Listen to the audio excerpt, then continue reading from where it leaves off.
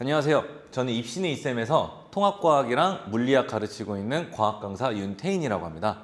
오늘은 동패고를 지망하는 예비고 1 대상들로 해서 동패고 지필평가는 어떻게 나오는지 한번 분석하는 시간 갖고 그 다음에 제 수업 커리큘럼은 어떤 식으로 되어 있는지 소개해드리는 시간 한번 가져보도록 하겠습니다. 우선 저는 입시는 이쌤에서 과학과 팀장을 맡고 있는 윤태인이라고 하고요. 통합과학이랑 물리학을 가르치고 있습니다. 그래서 26년도인 지금 물리학과 역학과 에너지 전자기와 양자도 개강할 예정이고 여태까지는 개강하면서 계속 마감했다라는 좋은 소식 한번 전달드리고 시작해 보도록 하겠습니다. 우선 여러분들이 이제 중학교 때를 넘어서 고등학교로 오신 건데 중학교 때 배웠던 과학이랑 고등학교 때 과학이 어떻게 다른지부터 좀 설명을 드려야 될 것 같아요. 우선 세 가지 포인트로 설명을 드릴 수 있을 것 같습니다. 첫 번째는 중학과학과 통합과학의 이제 연계성이 어느 정도 있는지, 그 다음에 학습량은 또 어떤지, 난이도는 어떤지에 대해서 설명을 드리려고 합니다. 연계성에 대해서 좀 말씀을 드리는데 여기 나와 있는 자료는 여러분들이 중학교 3년 동안 배웠던 단원들입니다. 근데 노란색으로 색칠이 되어 있죠? 이 노란색으로 색칠되어 있는 부분이 통합과학이랑 연계되어 있는 부분입니다. 어떻게 보면 꽤 반 이상의 퍼센테이지로 연계성이 좀 있는 걸로 보여요. 그래서 중학교 때 과학을 잘했던 친구들은 고등학교 때도 과학을 잘할 확률이 높습니다. 그렇기 때문에 혹시 내가 중학교 때 과학이 좀 부족했다면 겨울방학 때 이런 부분들을 조금 복습하는 시간을 가진다면 고등학교 과학을 공부하는 데 있어서 조금 수월할 수 있겠다라고 설명을 드릴 수 있겠습니다. 다음은 중학교 대비 학습량이 어떠한가에 대해서 말씀을 드리려고 해요. 일단 중학교 과학은 아까 보여드렸던 것처럼 총 24개의 단원으로 구성되어 있고요. 통합과학의 단원은 총 28단원으로 되어 있습니다. 보시면 비슷한 거 아니야 라고 생각하실 수 있어요. 근데 중학교 과학은 여러분들 3년 동안 24개의 단원을 배운 거고 통합과학, 즉 고등학교 1학년 때 배우는 과학은 1년 동안 28개의 단원을 배워야 돼요. 그러니까 여러분들이 체감으로 느꼈을 때 학습량이 굉장히 많다라고 느낄 수 있는 부분입니다. 세 번째는 난이도적인 부분에서도 중학교 때보다 당연히 많이 난이도가 증가했습니다. 여러분들 중력 파트에서 배웠던 자유낙하 운동이 왼쪽에 적혀 있고요. 오른쪽은 고등학교 때 배울 중력에 대한 내용입니다. 보시면 왼쪽 자료와 오른쪽 자료 비슷해 보이지만 오른쪽 자료에서는요. 미지수도 활용을 하고 있고요. 여러분들 자유낙하를 응용해서 오른쪽으로 던졌을 때 수평 방향으로 던진 물체의 운동까지 나와 있습니다. 그래서 단순히 개념만 보고 풀 수 있는 수준이 고등학교 올라가면 그 개념의 난이도 또한 올라갔다라고 말씀을 드릴 수 있을 것 같아요. 그래서 이렇게 정리할 수 있겠습니다. 중학교 과학 대비 고등학교 때 처음 보는 통합과학은 학습량이 더 많아지고 난이도도 높아졌다라는 거. 또한 교과서만 공부하고 벼락치기식으로 공부했던 중학교식으로 공부하게 되면 통합과학에서 절대 좋은 점수 못 받습니다. 양도 많아지고 난이도도 높아졌기 때문에 이제는 벼락치기가 아니라 미리미리 열심히 공부를 해야 통합과학 점수 잘 받을 수 있겠습니다.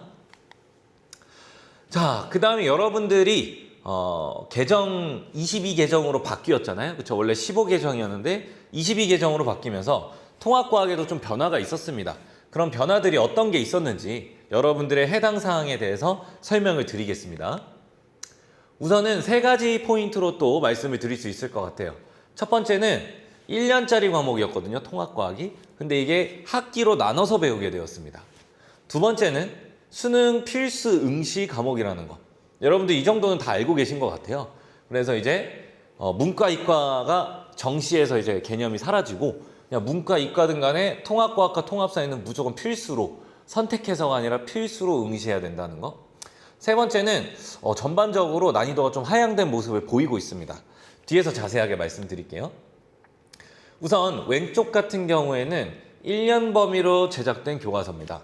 오른쪽은 이제 여러분들 개정 과정이죠.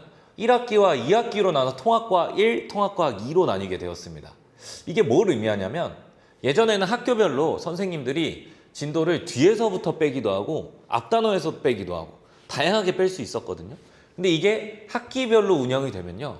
학기에 나가야 되는 진도가 더 명확해지기 때문에 여러분들이 1학기 시작하기 전 겨울방학, 2학기 시작하기 전 여름방학 이럴 때 좀 더 정밀하게 내신 대비가 가능해졌다라는 걸 말씀드릴 수 있어요. 따라서 방학의 중요성이 조금 더 중요해졌다라고 말씀드리겠습니다. 두 번째는요. 이제 수능 과목이라는 것이죠. 수능 과목이 됐다라는 건 당연히 통합과학으로 보는 모의고사가 굉장히 중요해졌고 이 모의고사에서 나오는 문제들이 지필평가에서 반영돼서 응용될 확률도 높아졌다. 즉 출제 가능성이 높아졌고 내신 대비만 하는 게 아니라 이런 수능형 문항에 대해서 준비가 되어야 내신 대비도 되고 수능 대비도 된다는 거 효율성 있게 공부해야 되잖아요, 여러분들. 그렇죠? 그렇기 때문에 추론 분석 능력이 요구되는 수능형 문항에 대해서 좀 대비가 필요합니다. 이렇게 얘기하면 내신형, 수능형 뭐가 다른데요? 해서 문제를 가져왔습니다. 왼쪽에 있는 자료는 내신형 문항이고요. 오른쪽에 있는 게 바로 수능형 문항의 예제입니다. 딱 문제만 봐도 자료의 복잡도가 오른쪽이 더 높아 보이죠? 왼쪽은 물리 파트 문제인데 여러분들이 알고 있는 개념으로 그냥 OX 정도만 선지해서 판단해주면 쉽게 풀 수 있습니다. 오른쪽은요, 여러분들이 알고 있는 개념을 가지고 이 현상을 분석한 다음에 선지에 있는 내용을 이 자료를 통해서 추론하고 분석한 걸 대조해가면서 풀어야 됩니다. 즉 여기는 조금 더 사고적인 능력이 추가된 문제라고 볼 수 있는 거죠. 그러니까 뭡니까? 여러분들이 수능 과목이 됐다라는 거는 이 오른쪽에 있는 문항들이 더 많이 출제될 확률이 높다라는 거 얘기 드리겠습니다. 그래서 이런 문항에 대해서 대비가 충분히 이루어져야겠죠. 또한 통합과학의 전체적인 난이도를 봤을 때 15계정 대비, 여러분들 선배들이 공부했던 거 대비 22계정에서는 난이도가 좀 높은 단원, 뭐 전력수송 같은 물리 단원이 있었거든요. 그 단원이 빠지고 난이도가 좀 쉬운 단원들이 추가됐습니다. 뭐 예를 들어서 과학을 대한 어떤 윤리적인 자세, 아니면 뭐 과학에 들어간 기본량, 단위 이런 엄청 쉬운 단원들이 추가가 됐고요. 두 번째는 학교별로 상위 개념들이 연계돼서 출제되는 게 있었어요. 그러니까 물리 파트에는 통합과학 내용만 나가는 게 아니라 물리학 1, 15계정 기준으로 물리학 1에 있는 내용을 조금 끌어와서 조금 어렵게 낸다든지 이런 심화 개념 학습 비율이 조금 있었는데 여러분들 22계정에서부터는 조금 감소했습니다. 그런 연계성이. 감소하고 고1 수준 기초 개념에 조금 초점을 둬서 공부해라. 이런 식으로 단원이 좀 세팅이 되었습니다. 하지만 이렇게 쉬워졌다 한들 학교별로 선생님별로 이런 상위 개념을 또 내시는 분들이 또 분명히 존재하십니다. 따라서 출제 가능성은 여전히 존재하니까 학교에 맞춰서 잘 대비를 해주셔야겠습니다. 심화 개념도. 그럼 이렇게 정리할 수 있겠습니다. 22계정 이렇게 바뀌었다. 모의고사, 즉 수능형 문항에 대한 대비가 정말 중요해졌고 두 번째, 단원별 난이도는 하향돼서 15계정 대비 공부 난이도 자체는 조금 줄어들었다라고 말씀드릴 수 있을 것 같아요. 그러면 앞서서 중학과학과 대비했을 때 통합과학, 그리고 15계정 대비 22계정 통합과학은 어떠한지에 대해서 설명을 드렸어요. 그럼 이제 본격적으로 동패고 통합과학은 어떤지에 대해서 이제 살펴보도록 하겠습니다. 자, 들어가기 앞서서 AI도 인정한 동패고 전문가라고 좀 말씀을 드리고 싶어요. 뭐냐면 실제로 저한테 이제 신규 학생이 상담받으러 오면서 선생님, 제가 선생님을 이렇게 우연히 구글에다가 동패고 통합과학이라고 검색만 했는데 이런 식으로 AI가 제가 얘기했던 내용들을 다 요약해서 이렇게 설명을 해주고 있더라고요. 그만큼 AI도 제 자료를 신빙하고 있다는 거니까 굉장히 동패고 전문가다라고 좀 말씀을 재밌게 드리면서 시작해 보도록 하겠습니다. 동패고는 저만 따라오시면 됩니다. 자, 동패고 통합과학 분석은 이렇게 두 가지 포인트로 분석을 해볼 겁니다. 첫 번째는 이제 운정권에 있는 타 학교 대비 과연 지필평가 난이도가 어떠한지, 두 번째는 동패고 자체에서 이제 15계정에서 22계정으로 바뀌면서 동패고 자체 난이도는 좀 어떻게 바뀌었는지에 대해서 설명을 드릴게요. 타 학교 대비 지필평가 난이도를 좀 분석을 해보면요, 왼쪽은 이제 다른 학교 킬러 문항이고요, 오른쪽은 이제 동패고 킬러 문항입니다. 여러분들 화학 별로 안 좋아하실 텐데 잠깐만 설명을 드리면, 왼쪽에는 두 가지 용액을 이렇게 합치는 반응이고요, 오른쪽은 두 가지가 아니라 세 가지입니다. 일단 벌써부터 변수가 하나 늘어났죠. 그 다음에 왼쪽에는 농도랑 온도가 같다라고 조건을 하나 조금 쉽게 줬습니다. 오른쪽은요, 농도랑 온도가 서로 다른이라고 적혀 있어요. 그러면 벌써 용액동 3개에다가 농도도 다르니까 변수가 그냥 직관적으로 하도 6배 정도 늘어났다라고 보실 수 있겠습니다. 그렇죠? 오른쪽에 보시면 분수 표현, 여러분들 분수 안 좋아하잖아요. 그렇죠? 근데 무슨 말이에요? 이게 결국에 동패고 킬러 문항인데 타 학교 대비 동패고 킬러 문항이 이렇게 어렵게 나온다는 얘기인 거죠. 자, 그래서 타 학교 대비 난이도가 높게 출제된다라는 거 말씀드리겠습니다. 다음, 그 다음에 지필평가에 있는 문항들을 자세히 살펴보면요, 아까 내신형 문항, 수능형 문항으로 설명드렸었는데 이 기본 문항도 수능형 문항처럼 출제되는 게 동패고예요. 왼쪽은 OX만 판단하면 된다고 설명드렸었고, 오른쪽은 내가 알고 있는 개념을 분석을 통해서 추론과 사고적인 능력이 요하는 문제인데 그게 동패고에서 출제가 되고 있습니다. 그래서 수능형 문항이 타 학교 대비 다수 출제되고 있다 말씀을 드릴 수 있습니다. 자, 그럼 동패고 자체에서는 난이도가 어떻게 변하고 있냐? 15계정에서 22계정으로 바뀔 때 15계정 킬러 문항이 왼쪽에 있고요. 22계정 여러분들 교육과정에 해당하는 문항이 이렇게 나와 있습니다. 보시면 왼쪽은 이게 중력에 의한 운동인데 아래로 떨어지는 게 아니라 위로도 던져요. 위로 올라갔다가 다시 떨어질 겁니다. 그렇죠? 그런 것들을 예측해야 되는 내용이 들어가 있고, 심지어 보시면 미지수도 많이 들어가 있습니다. 여러분들 미지수만 나오면 전투력이 급 하강하잖아요. 그렇죠? 오른쪽은 이번에 따끈따끈한 킬러 문항인데 숫자 다 정확히 나와 있고요. 단순하게 이제 떨구는 문제입니다. 다만 이제 뭐 뒤에 늦게 떨궈서 얘가 얼마 만에 쫓아갈까? 뭐 이런 문제를 다루고 있는데 확실히 학생들한테 풀려보면은 왼쪽 문항을 더 어려워하고 오른쪽 문항을 상대적으로 쉽게 느껴합니다. 지금 뭐냐면 킬러 문항 난이도가 동패고 자체에서 좀 감소했다라고 말씀을 드릴 수 있을 것 같아요. 자, 다음은 동패고에서 수능형 문항이 많이 이제 출제가 되고 있었다고 했는데 신기하게도 22계정으로 바뀌면서 내신형 문항들이 조금씩 등장하기 시작합니다. 벌써 보시면 되게 심플하죠, 문제가. 이런 거는 여러분들 중학교 과학에서도 많이 봤던 문제일 겁니다. 내신형 문항이라고 해서 OX만 판단하면 끝나는 문제죠. 그래서 정리를 하자면 동패고는 타 학교 대비 상대적으로 난이도가 높은 편에 속합니다. 타 학교랑 비교를 했을 때. 그리고 동패고 자체에서 봤을 때는 15개년에서 22계정으로 바뀌었을 때는 좀 쉬워지고 있다라는 추세를 보이고 있다라고 정리가 가능할 것 같습니다. 그래서 동패고를 준비하는 학생들은 통합과학은 이런 식으로 조금 진행이 되고 있다는 거 염두에 두고 학교에 지원해 주시면 되겠습니다. 그러면 우리 학교에 대해서 열심히 통합과학을 준비하려면 어떻게 해야 될까요? 일단 저를 찾아오시면 됩니다. 제가 그럼 여러분들을 어떻게 학습을 지도해 드리는지 좀 설명을 드리려고 해요. 자, 첫 번째 동패고 이제 커리큘럼에 대해서 말씀을 드릴 건데, 동패고 같은 경우에는 겨울방학 중간 기말 이런 식으로 이제 1학기를 나눌 겁니다. 시즌 1, 그 다음에 시즌 2, 여름방학 2학기, 그 다음에 2학기 중간, 2학기 기말 이렇게 나누는데요. 당연히 학기 중에는 내신 대비, 시험 대비에 최우선을 하는 게 맞고요. 방학 때는 그럼 뭘 하느냐? 이 학기 중에 나올 여러 가지 단원들 중에 여러분들 되게 힘들어하는 단어 있어요. 물리화학 싫어하잖아요. 그렇죠? 그런 것들을 방학 때 집중적으로 대비합니다. 그래서 실제로 학기 들어가면 그런 난이도 있는 단원들 공부에 대한 부담을 좀 줄이기 위해서 방학 때 그렇게 대비를 하고 있고요. 2학기도 여름방학 때 마찬가지입니다. 2학기에 나올 좀 어려운 단원들, 여기는 방학이 여름방학, 겨울방학도 좀 짧아요. 그렇기 때문에 더 세세하게 특정 단원들을 제가 픽을 해가지고 여러분들을 가르치고 있습니다. 그래서 학기 중에 조금 더 여러분들이 공부할 때 수월할 수 있게끔 하고 있고요. 여러분들이 과학을 접하는 데 있어서 제가 많이 분석을 좀 해봤어요. 여러분들 심리를. 일단 첫 번째는요, 국영수 대비 비주력 과목이 이제 굉장히 뚜렷합니다. 무슨 말이냐면 과학 시간에 애들이 숙제를 안 하면 이런 얘기를 해요. 국어 숙제하느라요, 영어 숙제하느라, 수학 숙제하느라요.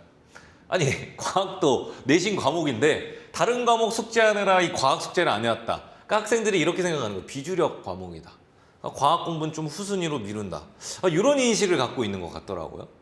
두 번째는요, 이 과학이라는 과목은 사실 국어랑 영어라는 과목은 외부에서 지문이 좀 나오는 것 같아요. 그래서 내가 틈틈이 많은 경우의 수를 공부하고 역량을 많이 키워야 되는데, 과학 같은 경우는요, 어떤 현상을 분석하고 거기에 대한 실험이 존재하잖아요. 그럼 그 실험이 뭐 외부 지문처럼 외부 실험을 갖다 놓을 수가 없어요. 실험은 다 똑같고 그 실험에 대해서 결론도 다 똑같습니다. 안에 있는 데이터들을 조금 꼬아놨을 뿐이지 문제의 프레임 자체가 명확한 과목이에요. 그러면 비주력 과목 인식이 있고 과학이라는 과목은 좀 프레임이 명확하다. 그럼 어떻게 공부해야 되냐면, 다른 과목 공부할 시간이 확보가 되니까 효율성이 있어야 되고요. 여러분들 한 문제 한 문제 풀 때도 프레임이 똑같기 때문에 문제를 많이 풀면 당연히 좋지만 한 문제를 정확히 풀어야 됩니다. 즉 다시 한번 또 효율성 있게 공부하는 게 중요해요. 그 효율성을 가지고 여러분들이 가지고 있는 잠재력 포텐, 그래서 포텐 알고리즘으로 제가 여러분들을 가르치고 있습니다. 그래서 제 포텐 알고리즘에서 포테인에서 옵테인, 리테인, 메인테인, 엔터테인, 그리고 윤테인, 이렇게 제가 포텐 알고리즘으로 여러분들을 뵙고 있는데, 옵테인, 개념을 정확하게 획득하는 걸 우선시하고 있습니다. 암기가 아니라 이해를 하셔야 돼요, 여러분들. 그냥 과학은 암기다, 사탐과 같다 이렇게 생각하시면 안 됩니다. 과학은 철저히 어떤 자연현상을 분석하고 학문으로 만들었기 때문에 이해를 정확하게 해야 되고 원리 위주로 여러분들 공부하셔야 됩니다. 그렇게 설계된 수업과 교재를 제가 사용을 하고 있고요. 이걸 기반으로 여러분들 복습 집에서 안 하시잖아요, 그렇죠?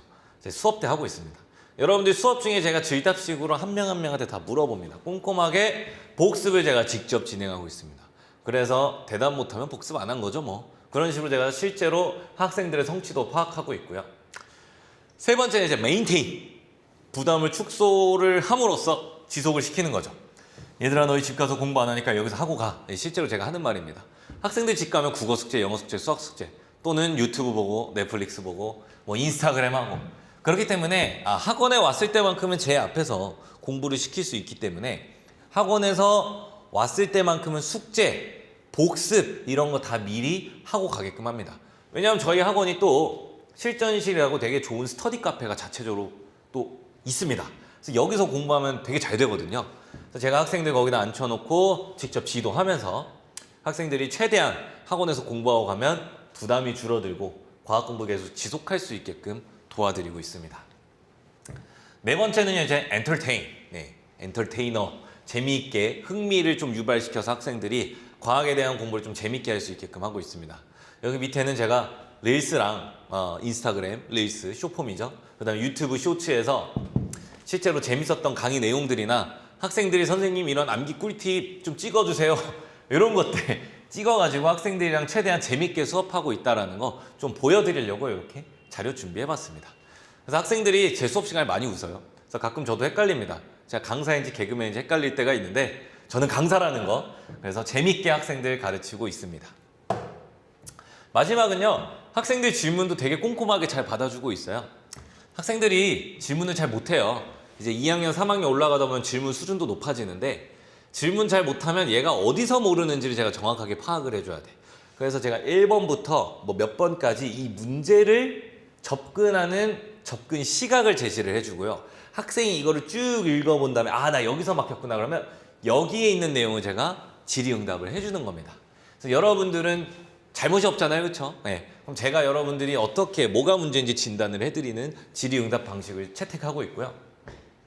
낮이든 밤이든 간에 항상 이렇게 물어만 보신다면 꼼꼼하게 설명드린다는 거. 그래서 이렇게 여러분들 제대로 이해돼서 이모티콘 나올 때까지 제가 설명드리고 있다는 거. 그래서 질의응답은 제가 정말 열심히 잘 받아주고 있습니다. 그래서 저 믿고 궁금한 거 왕창 질문해 주시면 되겠습니다. 그래서 실제로 학생들이 저한테 이런 식으로 수업이 끝나면 피드백을 줘요. 제가 항상 수업 종강하는 날에 이런 식으로 피드백을 받는데, 요약해보면 재밌는 수업이다, 질문을 잘 받아주신다, 이해 위주의 수업이다. 이거 제가 아까 다 넣어놨던 포텐 알고리즘에 들어가 있었던 내용들이죠. 그래서 제가 그냥 생각했던 강의 철학들, 암기가 아닌 이해로 공부해야 됩니다, 흥미와 재미로 공부해야 됩니다, 그냥 제가 혼자 떠드는 소리가 아니라 실제로 학생들이 다 느끼고 있다는 거 이렇게 좀 설명을 드리고 싶습니다. 그래서 여러분들의 시작점이 어디든지 간에 최적의 경로로 끝까지 제가 함께 하겠습니다. 여러분들이 하위권 스타트든 중위권 스타트든 상위권 유지던 간에 여러분들이 어디 있던 간에 저와 함께라면 끝까지 제가 최선을 다해서 그 목표까지 여러분들을 안내해 드리도록 하겠습니다. 그럼 이상 입시는 이쌤에서 통합과학과 물리학 가르치고 있는 과학 강사 윤태인이었습니다. 감사합니다.